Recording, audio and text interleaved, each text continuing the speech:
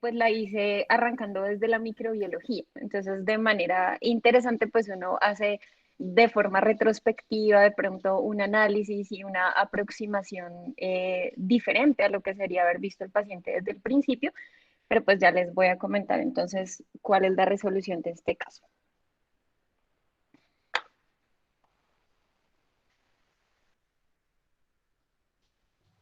Entonces, ahí ya están viendo la presentación. Sí, Sí, señora, señora. siga. Sí, Sí, sí. listo, perfecto. Entonces, en resumen, este es un señor de 54 años que tiene o como antecedente patológico previo únicamente hipertensión arterial en tratamiento controlada, que presenta, se le documenta una infección, una COVID-19, aproximadamente 11 días previos a la presentación que motiva la última consulta al servicio de urgencias y en los cuales destaca pues la presencia de síntomas neurológicos vulvares que, como bien se comentó durante la discusión, pues tienen una presentación de más o menos unos 10 días y que en la cual es claro pues el compromiso de distintos pares craneales con una resonancia magnética de ingreso con una lectura pues que nos muestra inicialmente pues una lesión talamocapsular y una lesión de pedúnculo cerebral izquierdo que tiene pues aparentemente también extensión dorsal pues al tallo cerebral y un líquido cefalorraquídeo de ingreso que pues lo interpretamos como un líquido pues no sugestivo de infección. Con estas características pues clínicas, con las herramientas diagnósticas hasta el momento, por parte de neurología se considera pues, más probable una encefalitis aguda diseminada, teniendo en cuenta el antecedente de la infección reciente y deciden hacer tratamiento con corticoide con pulsos de metilprednisolona y posteriormente este paciente hace el deterioro neurológico, presenta fiebre, respuesta inflamatoria, hace un síndrome convulsivo, el líquido cefalorraquídeo cambia completamente y ahora, como hemos visto, pues es sugestivo fuertemente de una meningitis bacteriana y tenemos un hemocultivo que es positivo también con el reporte de crecimiento de unos bacilos gram negativos.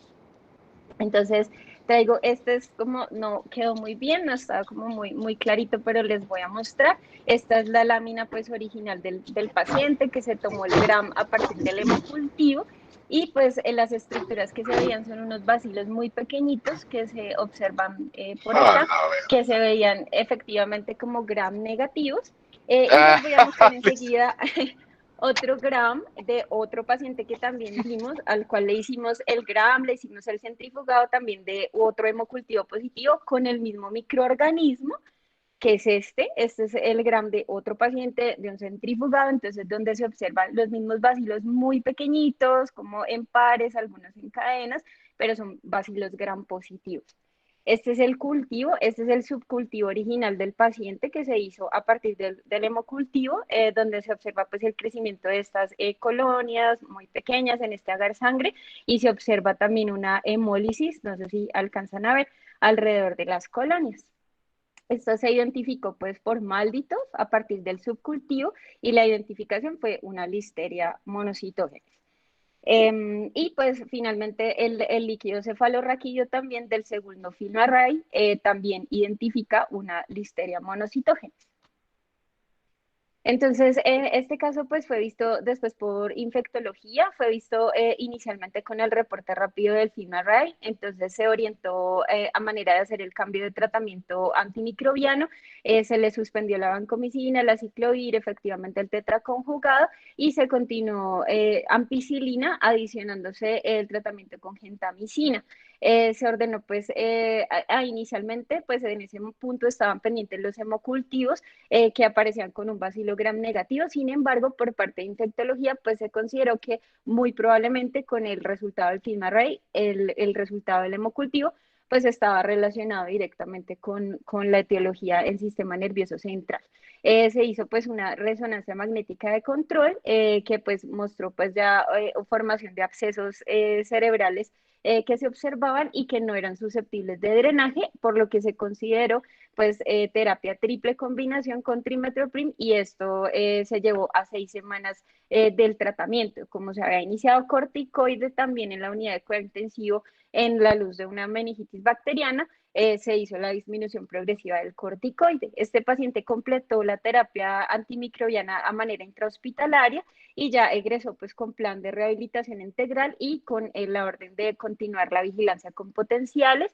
Debo decir que pues según la evolución clínica pues el paciente sí presentó un compromiso muy importante de su funcionalidad, con un desacondicionamiento severo, con una dependencia severa para las actividades básicas, que son pues como unas secuelas neurológicas importantes de este cuadro pues, clínico que presentó. Entonces, lo que traía para revisarles el día de hoy es listeriosis, pues muy brevemente. Se identifica primero en unos brotes en animales, en conejos y en cerdos de Guinea en el 26, y ya en el año 70 ya se identifica como causante de enfermedad en humanos.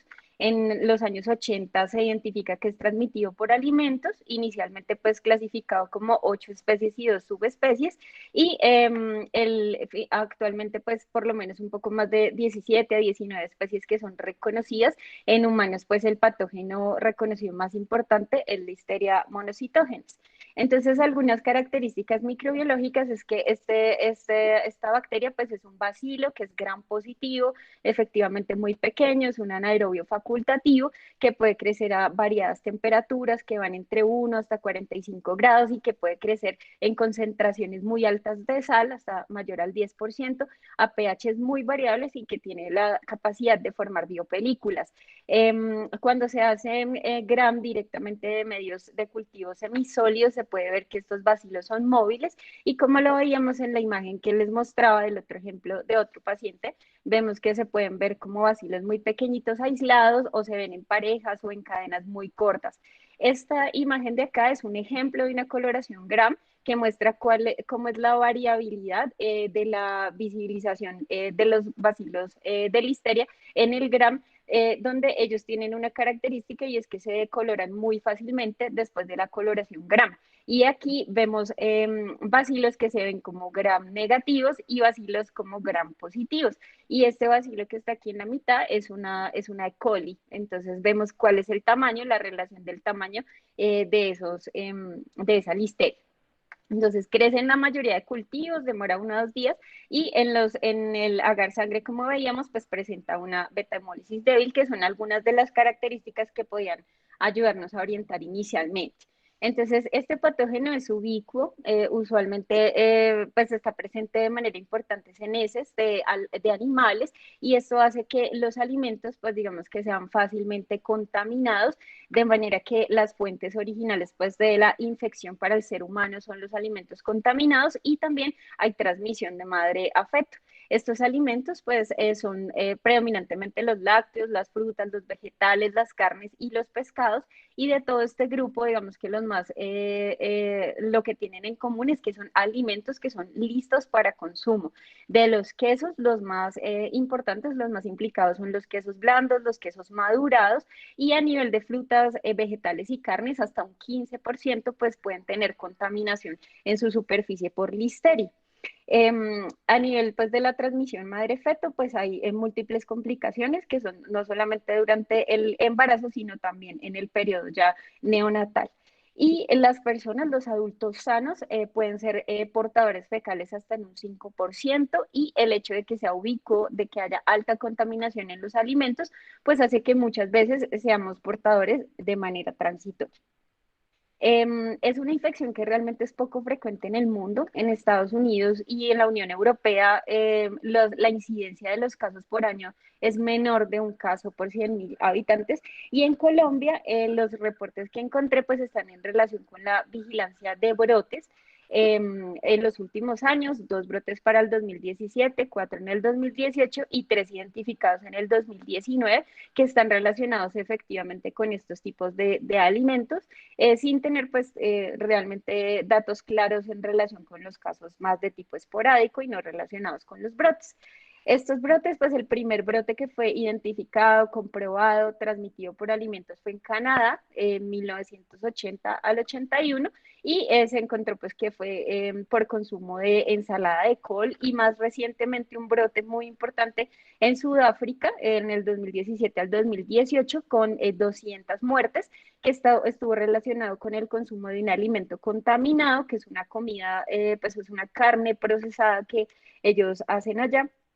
Y estos alimentos que están relacionados con estos brotes son alimentos que son procesados, pero no son pasteurizados, se suelen conservar a bajas temperaturas y en medios más bien húmedos y todas estas características pues favorecen el sobrecrecimiento bacteriano.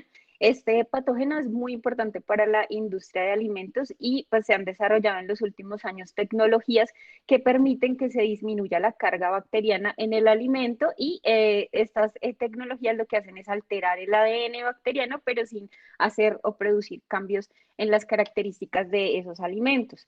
Digamos que en Estados Unidos encontré que pues hay cero tolerancia a la contaminación por listeria y en otros países hay un poco más de aceptación, pero pues se mantiene siempre y cuando se mantenga por unos niveles de concentración de la contaminación que sean muy bajos. Entonces, las formas clínicas las podemos dividir en estos tres grandes grupos. La primera es la enfermedad gastrointestinal no invasora, la segunda es la enfermedad invasora y la tercera es la enfermedad del feto o neonatal. En la gastrointestinal no invasora, entonces esta forma va a ser la que va a predominar en el paciente adulto inmunocompetente, en el cual pues hay un periodo de incubación que es bastante corto, que es de unas 24 horas, y usualmente se presenta tras la ingesta de comida contaminada que tiene una alta carga bacteriana, mayor de 10 a la 9. Usualmente el tiempo pues de evolución de esta gastroenteritis de tipo febril pues es más bien corto y suele ser autolimitado. En la enfermedad invasora lo podemos dividir en otros dos, que es la neurolisteriosis y la bacteriemia primaria. En la neurolisteriosis la presentación será de dos tipos, es que es en donde nos vamos a centrar un poco, pues a propósito del caso, que es la meningoencefalitis y la romboencefalitis. Y estas formas pues representarán el 80% pues, de las infecciones en esas enfermedades de tipo invasor. En el caso de la enfermedad feto-neonatal, pues las complicaciones más frecuentes son el aborto espontáneo, abscesos, granulomas diseminados, en el neonato la septicemia y las meningitis que pueden ser de presentación temprana o de presentación tardía. Y existen otras presentaciones que son mucho menos frecuentes también de enfermedad invasora, también asociadas con la infección por listeria. Entonces, hay unos factores de riesgo que pues son claramente reconocidos, asociados a la infección invasora y estos tienen que ver en donde se ha identificado que los pacientes pueden tener un compromiso de su inmunidad celular. Entonces, tenemos que la edad, los mayores de 60 años, los extremos de la vida, los primeros 30 días de vida, los pacientes con algún tipo de inmunosupresión que se identifica, como por ejemplo el cáncer, los pacientes en trasplante de órgano sólido, diabéticos, los pacientes con VIH, los pacientes con hepatopatía crónica, aquellos que tienen compromisos de la mucosa intestinal que funciona como una primera barrera a la infección, los pacientes que reciben fármacos que comprometen la inmunidad celular, como los corticoides, la ciclosporina, los anti-TNF, y las embarazadas que también tienen un riesgo aumentado de la infección respecto a la población general. Estos que están aquí pues con asterisquitos son en los que en los últimos años pues ha disminuido, a pesar de que son pacientes que reúnen los factores de riesgo, ha disminuido la frecuencia y esto en relación con la implementación de profilaxis antimicrobiana y pues con las recomendaciones al consumo de alimentos.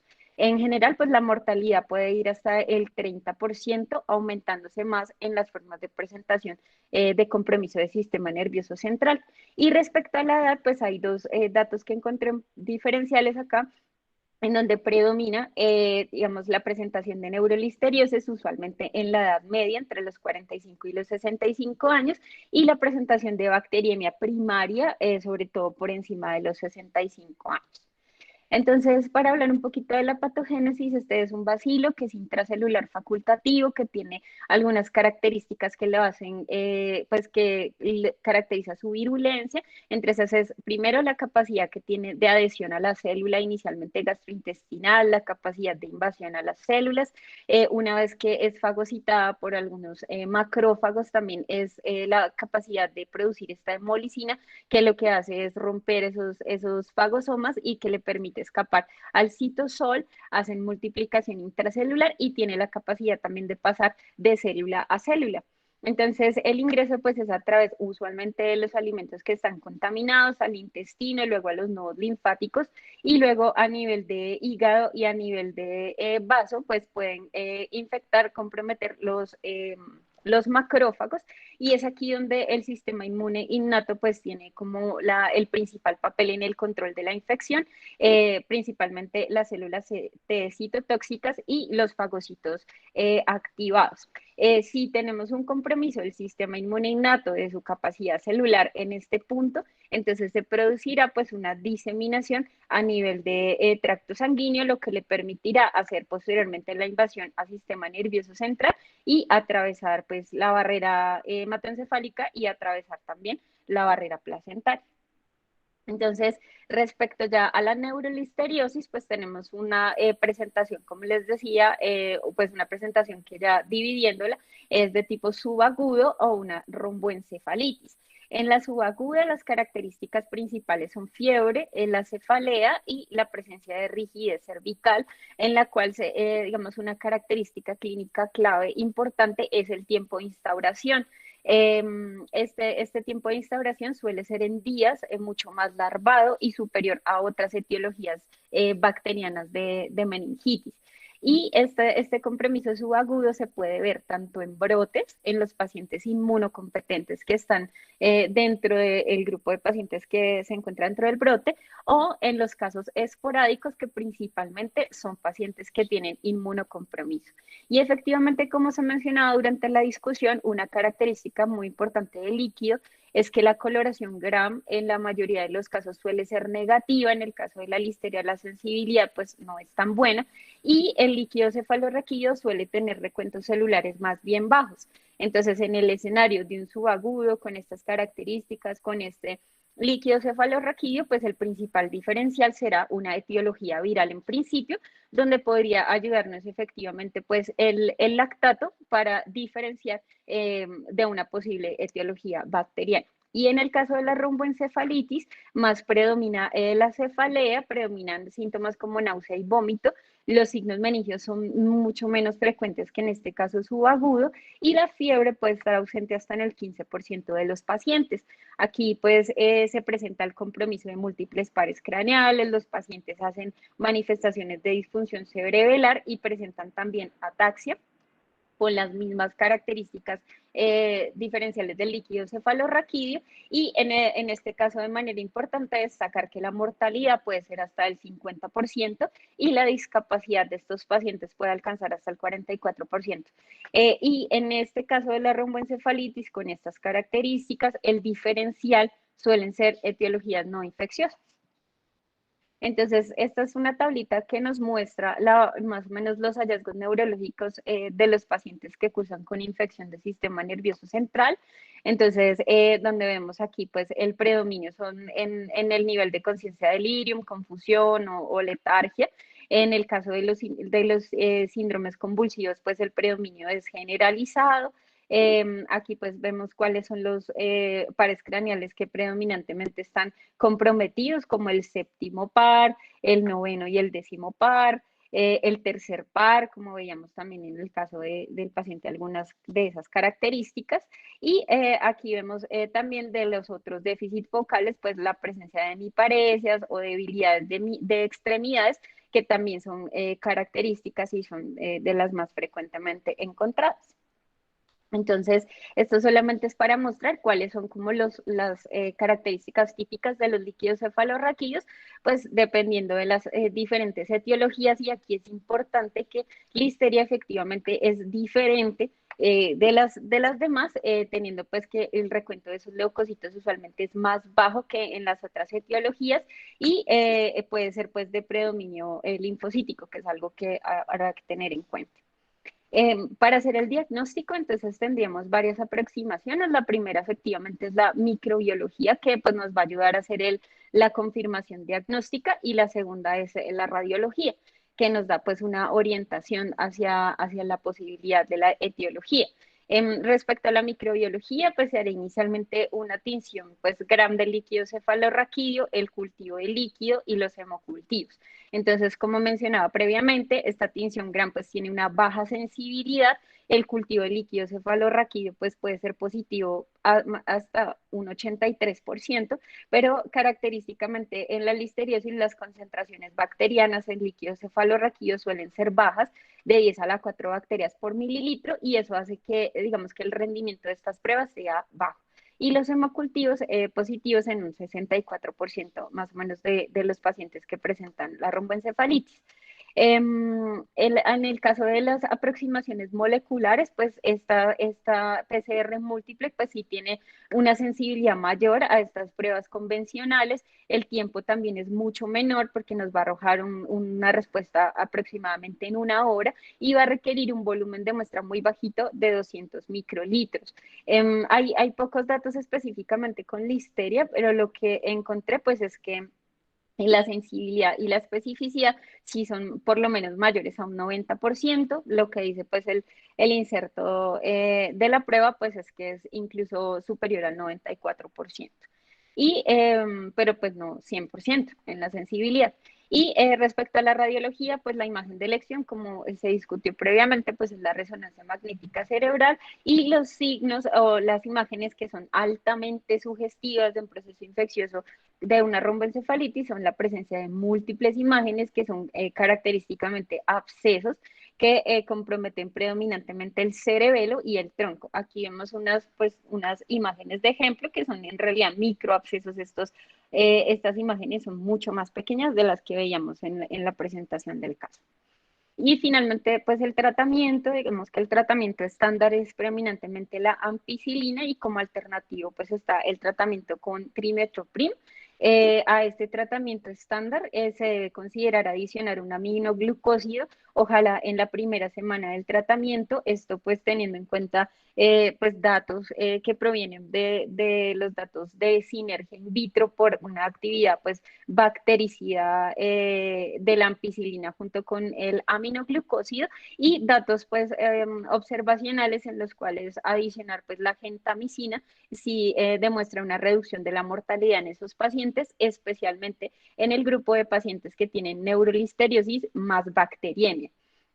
Respecto al tiempo de tratamiento, pues es importante destacar que pues, la guía establece que sean mínimo 21 días, pero puede ser superior a 21 días, y ese tiempo de tratamiento se puede extender a 6 semanas en los casos de la romboencefalitis y en la presencia de los abscesos cerebrales.